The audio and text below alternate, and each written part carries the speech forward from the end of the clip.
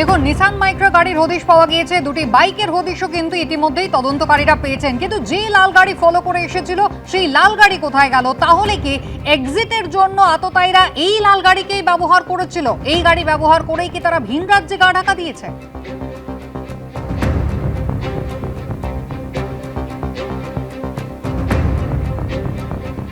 Nissan মাইক্রার হদিশ পাওয়া গিয়েছে, কিন্তু সেখানে কোনো ফিঙ্গারপ্রিন্টের হদিশ কিন্তু তদন্তকারীরা পাননি।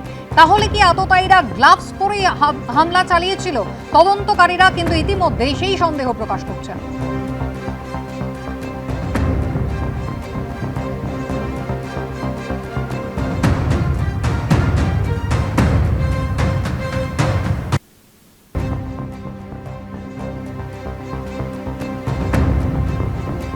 ঠিক যে জায়গায় চন্দ্রনাথ রথকে খুন করা হয়েছিল তার পাশের গলির মধ্যেই কিন্তু আগে থেকে বাইক দুটি অপেক্ষা করছিল। স্থানীয় বাসিন্দারা ঠিক কি দাবি করেছেন দেখুন।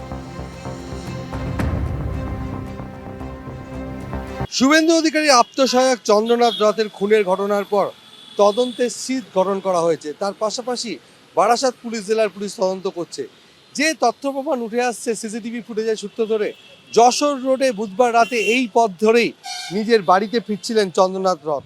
আর সেই সময় যখন দোহারিয়া এলাকায় ঢোকে তখন সিসিটিভি ফুটেজে দেখা যাচ্ছে একটা সন্দেহজনক লাল গাড়ি। এই গাড়িটি অনুসরণ করছিল চন্দ্রনাথ রথের গাড়িটি। সেই গাড়িটিরই খোঁজ চালাচ্ছে পুলিশ এবং সিসিটিভি ফুটেজে যেটা দেখা যাচ্ছে যে গাড়িটি সন্দেহজনকভাবেই অনুসরণ করছিল।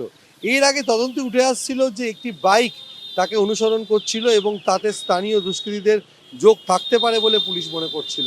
কিন্তু এই সন্দেহজনক গাড়িটির এখন খোঁজ চালানো হচ্ছে। চন্দ্রনাথ রথ খুনের ঘটনায় একাধিক সিসিটিভি ফুটেজ পর্যালোচনা করছেন তদন্তকারীরা। এই যে যশোর রোডের এই রাস্তা ধরেই তিনি প্রতিদিন বাড়ি ফিরতেন। সেদিনকেও ঠিক এই রাস্তা ধরেই ফিরছিলেন এবং রাস্তার মাঝখানে দোহারিয়া শৈলেশনগর এলাকার যে সিসিটিভি ফুটেজ, সেখানে স্পষ্ট একটি লাল গাড়িকে সন্দেহজনকভাবে ওই গাড়ির পিছনে দেখা যাচ্ছিল। এখন সেই গাড়িরই খোঁজ চালানো হচ্ছে এবং যে শার্প শুটার এই ঘটনায় যুক্ত ছিল তার যেমন খোঁজ চালানো হচ্ছে। এই ঘটনায় একাধিক দুষ্কৃতী জড়িত ছিল এবং তারা বিভিন্ন জায়গায় তথ্য সরবরাহ করছিল এই সমস্ত দুষ্কৃতীদেরকে। এমনই তদন্তে উঠে আসছে। কিন্তু ঘটনার পর দুদিন কেটে গেলেও এখনো এই ঘটনায় কারা কারা যুক্ত, কি কারণে হামলা, সেটা পুলিশের কাছে স্পষ্ট না। ইতিমধ্যেই 3 স্থানীয় দুষ্কৃতীকে আটক করে জিজ্ঞাসাবাদ করা হচ্ছে। পুলিশ মনে করছে যে এই ঘটনায় স্থানীয় দুষ্কৃতীদের যোগ থাকতে পারে, কেননা এলাকার পথঘাট সম্পর্কে তারা যথেষ্ট ওয়াকিবহাল, তাদেরকে কাজে লাগানো হয়ে থাকতে পারে। সেই কারণে দফায় দফায় তাদেরকে জিজ্ঞাসাবাদ করা হচ্ছে। ক্যামেরায় শুভঙ্কর লাহার সঙ্গে সমীরণ পাল, এবিপি আনন্দ, উত্তর 24 পরগনা।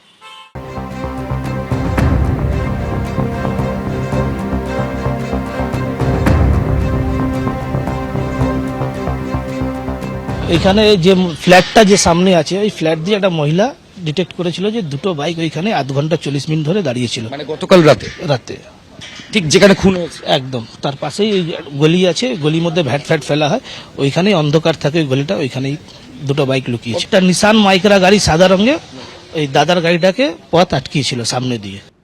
এবিপি আনন্দ, এগিয়ে থাকে, এগিয়ে রাখে।